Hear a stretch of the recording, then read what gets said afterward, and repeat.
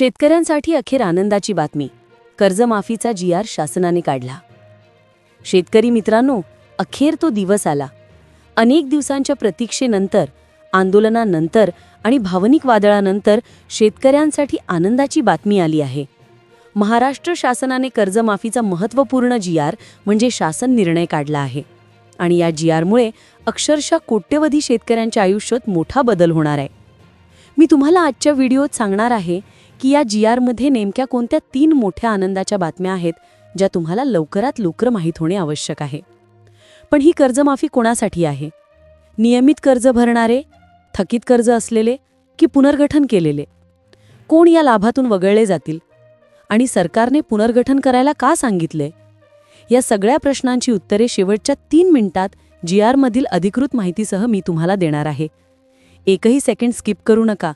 हा व्हिडिओ तुमचं आयुष्य बदलू शकतो. महाराष्ट्र राज्यातील कर्जदार शेतकऱ्यांसाठी ही केवळ दिलासादायक नाही, तर अत्यंत निर्णायक अशी अपडेट आहे. महाराष्ट्र शासनाने 26 नोव्हेंबरला एक महत्त्वाचा जी.आर.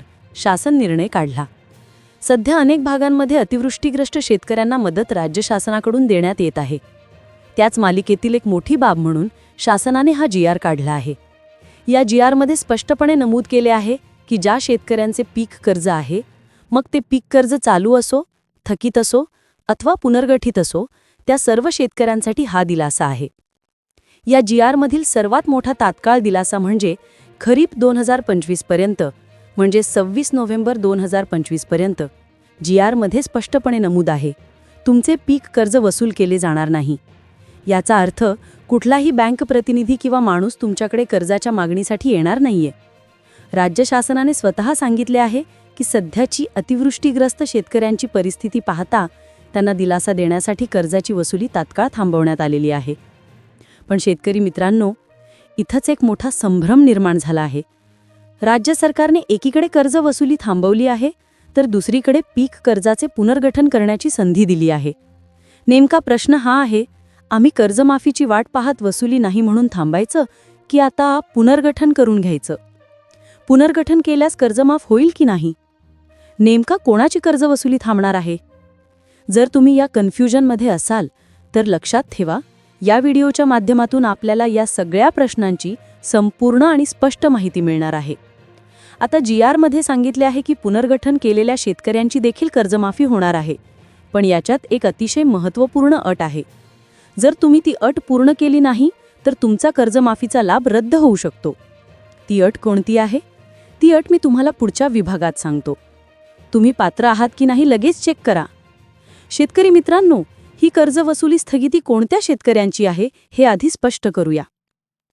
ज्या ज्या भागांमध्ये महाराष्ट्र राज्यामध्ये अतिवृष्टी झालेली आहे आणि ज्या ज्या शेतकऱ्यांचे अतिवृष्टी म्हणून पंचनामे झालेले आहेत, ज्यांना अनुदान वाटप झालेलं आहे किंवा होत आहे, त्याच शेतकऱ्यांसाठी ती वसुली स्थगितीची संधी आहे. ज्या भागात अतिवृष्टी नसेल किंवा ज्या शेतकऱ्यांच्या क्षेत्रामध्ये 33% जास्त पिकांचे नुकसान झालेले नसेल, असे शेतकरी या तात्काळ स्थगितीमध्ये येऊ शकणार नाहीत. लक्षात घ्या, ज्या शेतकऱ्यांना अतिवृष्टीचे अनुदान मिळते, रब्बीचे अनुदान मिळते, अशा सर्व शेतकऱ्यांचे पीक कर्ज मागायला आता बँक येणार नाही. मग ते कर्ज सहकारी बँकेचे असो की राष्ट्रीयकृत बँकेचे. इथेच मला तुम्हाला जुन्या घटना आठवण करून द्यायच्या आहेत. पूर्वी बऱ्याच वेळा सोशल मीडियावर अफवा पसरल्या होत्या की सरकारने काही नियम बदलले आहेत. त्यामुळे शेतकरी नाराज झाले होते, आंदोलनं झाली होती, मोर्चे निघाले होते.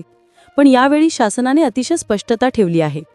हे सगळे नियम राज्य सरकारला दुष्काळ सदृश्य परिस्थिती किंवा अतिवृष्टी सदृश्य परिस्थितीमध्ये बंधनकारक असतात. पीक कर्जाची वसुली थांबवणे आणि पिकांचे पुनर्गठन करणे हे नियम त्यांना करावेच लागतात. आता मुख्य प्रश्न, शेतकऱ्यांनी पुनर्गठन करायचं का की 1 वर्षभर पीक कर्ज भरायचं नाही आणि कर्जमाफीची वाट पाहायची? यापूर्वी तर सरकारने स्पष्टपणे सांगितले आहे की 30 जूनपूर्वी शेतकऱ्यांची कर्जमाफी आम्ही करणार. नेमकं काय करायचं? हा निर्णय तुमच्यासाठी खूप महत्त्वाचा आहे. तुम्ही जर पुनर्गठनाची संधी घेतली तर पुनर्गठन केल्यानंतर तुमचे पीक कर्ज माफ होत नसते. शेतकरी मित्रांनो, पुनर्गठन केल्यावर काय होते? तुमचे अल्पमुदतीचे कर्ज म्हणजे शॉर्ट टर्म लोन हे दीर्घ मुदतीत जाते. तुम्ही एक चालू शेतकरी म्हणून गणले जाता आणि चालू शेतकऱ्यांची सरसकट कर्जमाफी यावर्षी करतील असं सध्या तरी वाटत नाही. या जी.आर.मध्ये शासनाने अप्रत्यक्षपणे गरीब शेतकरी आणि मोठे धनदांडगी शेतकरी यांच्यात फरक केला आहे. कोणता शेतकरी गट या पुनर्गठनाच्या योजनेचा लाभ घेईल आणि त्यामुळे कर्जमाफीपासून वंचित राहील? पुढच्या 2 मिनिटात मी तुम्हाला सांगतो की शासनाची यामागची अस्पष्ट चाल नेमकी काय आहे आणि तुम्हाला त्यापासून सावध कसं राहायचंय. राज्य शासनाने हे नियम का आणले यामागची एक मोठी गोष्ट समजून घ्या. राज्य सरकारकडून सरसकट सर्व शेतकऱ्यांची कर्जमाफी होणार नाही. GR मध्ये स्पष्टपणे म्हटले नसले तरी पूर्वीच्या अनुभवानुसार मोठमोठाले लोक, गाड्या, बंगलेवाले, टॅक्स भरणारे, नोकरदार, पगारी अशा लोकांची कर्जमाफी याच्यामध्ये होणार नाहीये. त्यामुळे जे शेतकरी टॅक्स भरतात, मोठे शेतकरी आहेत, पैसेवाले आहेत किंवा मोठे लेआउट प्लॉट आहेत, अशा धनदांडिके शेतकऱ्यांची पीक कर्जे माफ होणार नाहीत. याच मोठ्या शेतकऱ्यांसाठी पुनर्गठन करण्याची संधी आहे. कारण ज्यांची कर्जमाफी होणार नाही त्यांना आता 1 वर्षासाठी कर्जवसुली स्थगितीचा लाभ घेता येऊ शकतो आणि आपले कर्ज पुनर्गठित करून नियमित होता येते. हा लाभ ते घेऊ शकतात. याचा अर्थ स्पष्ट आहे. गरीब, अल्पभूधारक आणि अल्प उत्पन्न असणाऱ्या शेतकऱ्यांचीच पीक कर्जाची यावेळेस माफी होणार आहे. तुम्हाला जर खरंच कर्जमाफीचा लाभ घ्यायचा असेल तर तुम्ही या पुनर्गठनाच्या भानगडीत पडू नका. आता सामान्य आणि गरीब शेतकऱ्यांनी काय करायचं हे अगदी स्पष्टपणे ऐका. आपण जे सर्वसामान्य गरीब शेतकरी आहोत, ज्यांना कर्जमाफीची खरी गरज आहे, त्यांनी पुनर्गठनाचा विचारही करू नये. तुमचे पीक कर्ज सध्या चालू जरी असले तरी पुनर्गठन करू नका. जर तुम्ही पुनर्गठन केले नाही तर 30 जूनच्या आत म्हणजे शासनाच्या घोषणेनुसार तुमचे कर्ज थकीतमध्ये जाईल आणि थकीतमध्ये गेल्यानंतरच तुम्हाला माफीचा लाभ मिळण्याची सर्वात जास्त शक्यता आहे. लक्षात ठेवा, ज्या शेतकऱ्यांना लाभ द्यायचा आहे, जे गरीब शेतकरी आहेत, ज्यांना उत्पन्नाचा कुठलाही स्रोत नाही, अशा शेतकऱ्यांनी पुनर्गठनाच्या भानगडीत न पडता चालू कर्ज थकीत होण्याची वाट पाहावी. राज्य सरकारने कर्जमाफीच्या याद्या प्रसिद्ध करण्याची तारीखही अप्रत्यक्षपणे जाहीर केली आहे. मार्च-एप्रिलपर्यंत याद्या तयार होतील. पण या याद्यांमध्ये तुमचे नाव असेल की नाही हे कसे ओळखायचे? एक गुप्त माहिती आहे जी तुम्हाला पुढच्या मिनिटात सांगतो, ज्यामुळे तुम्हाला आत्ताच कळेल की तुम्ही कर्जमाफीसाठी पात्र ठरणार आहात की नाही. कर्जमाफीचे निकष तपासणी. राज्य शासनाकडून मोठ्या शेतकऱ्यांबाबत चौकशी चालू आहे. त्यांचे उत्पन्नाचे स्रोत, नोकरी, पगार, टॅक्स भरणे, मोठी जमीन, प्लॉट, गाड्या या सर्व गोष्टी तपासल्या जात आहेत.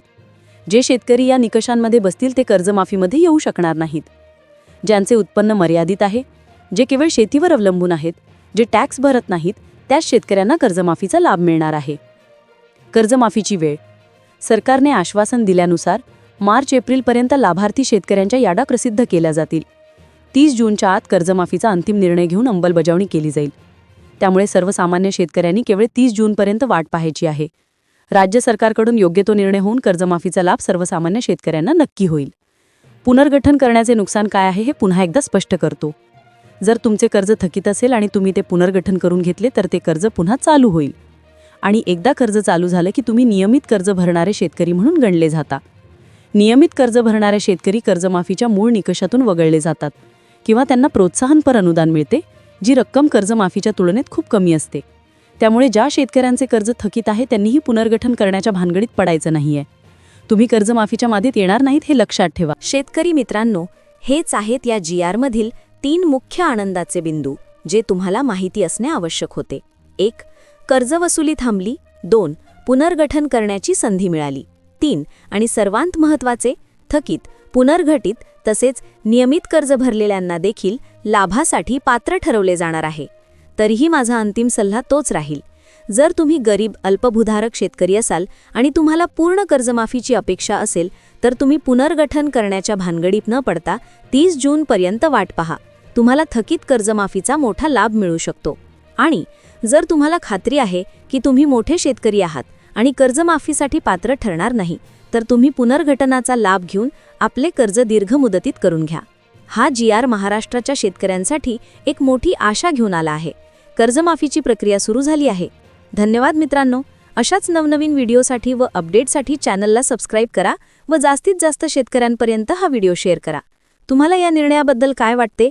तुम्ही कर्ज पुनर्गठन करणार की कर्जमाफीची वाट पाहणार? तुमचे मत खाली कमेंट बॉक्समध्ये नक्की कळवा.